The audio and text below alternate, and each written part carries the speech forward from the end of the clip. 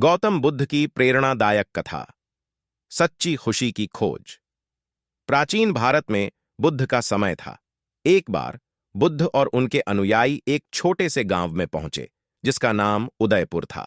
यह गांव सुंदर था, लेकिन गांव के लोग मानसिक शांति और सच्ची खुशी की खोज में परेशान थे। गांव में एक व्यक्ति था जिसका नाम सुदर्शन था। सुदर्शन बहुत धनी था, लेकिन उसकी संपत्ति और ऐश्वर्य के बावजूद वह अंदर से असंतुष्ट और दुखी रहता था। सुदर्शन के घर में धन धान्य की कोई कमी नहीं थी। उसने बगीचों में हर प्रकार के सुंदर फूल उगाए थे, महलों जैसी हवेलियां बनाई थीं और हर प्रकार के विलासिता का सामान एकत्र किया था। लेकिन उसकी आत्मा में कोई शांति और खुशी नहीं थी। वह हमेशा और अधिक पाने की चाहत में रहता था और इसका कोई अंत नहीं था।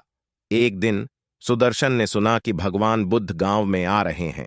उसने सोचा कि शायद बुद्ध के पास उसकी समस्या का समाधान हो।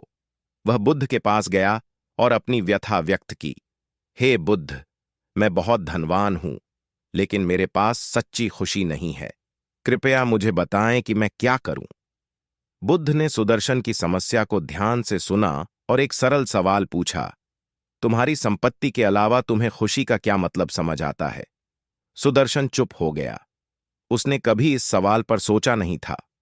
बुद्ध ने उसकी चुप्पी को समझा और कहा, मैं तुम्हें एक कहानी सुनाता हूं।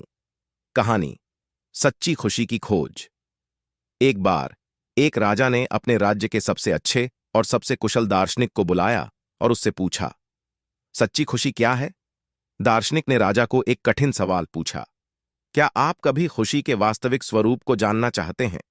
राजा ने कहा, हां, लेकिन मुझे खुशी की खोज में मार्गदर्शन चाहिए।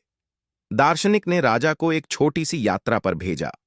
राजा को कहा गया कि वह एक विशेष स्थान पर जाए जहां उसे एक सच्ची खुशी का अनुभव मिलेगा। राजा ने यात्रा की शुरुआत की और बहुत दूर तक यात्रा की। कई देशों और नगरों से गुजरा। उसने कई संतों, साधुओं और दार्शनिकों से मुलाकात की, लेकिन कहीं भी उसे सच्ची खुशी का एहसास नहीं हुआ।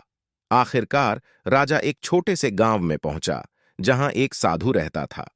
साधु बहुत साधारण और निर्धन था। उसके पास केवल एक छोटी सी झोपड़ी और एक गिलास पानी था। राजा ने साधु से पूछा, तुम्हारी सादगी में तुम्हें सच्ची खुशी कैसे मिलती है? साधु ने मुस्कुराते हुए उत्तर दिया, मेरे पास बहुत कुछ नहीं है, लेकिन मेरे दिल में एक सुकून और शांति है। मैं हर पल को पूरी तरह जीता हूं और मुझे हमेशा जीवन की हर छोटी छोटी खुशियों का अनुभव होता है। राजा ने यह सुनकर महसूस किया कि सच्ची खुशी बाहरी धन संपत्ति में नहीं है, बल्कि आंतरिक शांति और संतोष में है। उसने साधु की सादगी को अपनाया और समझा कि सच्ची खुशी का स्रोत भीतर ही है। कहानी का संक्षिप्त सारांश। बुद्ध ने सुदर्शन को समझाया कि सच्ची खुशी बाहरी धन और भौतिक वस्तुओं में नहीं, बल्कि आंतरिक शांति, संतोष और सरलता में छिपी होती है। हमें अपनी आत्मा के साथ सामंजस्य बिठाना चाहिए और बाहरी वस्तुओं पर निर्भर नहीं रहना चाहिए। सुदर्शन ने बुद्ध की बातों को गहराई से समझा। उसने अपने जीवन में बदलाव लाने का निर्णय लिया। उसने अपने भव्य महल को छोटा किया, अपने खर्चों को कम किया और गरीबों और जरूरतमंदों की मदद करने लगा। उसने समझा कि सच्ची खुशी बाहरी वस्तुओं में नहीं, बल्कि सेवा, दया और आत्मा की शांति में है। सुदर्शन ने धीरे धीरे अपने जीवन में बदलाव किए और मानसिक शांति प्राप्त की। उसने अनुभव किया कि अब उसकी आत्मा खुशहाल है और उसका जीवन संतुलित हो गया है। उसने दूसरों को भी सिखाया कि सच्ची खुशी केवल आंतरिक संतोष और सेवा से ही प्राप्त की जा सकती है। बुद्ध की यह कहानी सिखाती है कि बाहरी संपत्ति और भौतिक सुख संपत्ति अस्थायी है, जबकि सच्ची खुशी और शांति हमारे भीतर ही छिपी होती है। जब हम अपनी आंतरिक शांति को पहचानते हैं और सरलता और सेवा को अपनाते हैं, तब हम वास्तव में खुशी और संतोष पा सकते हैं। नमो बुद्धाय।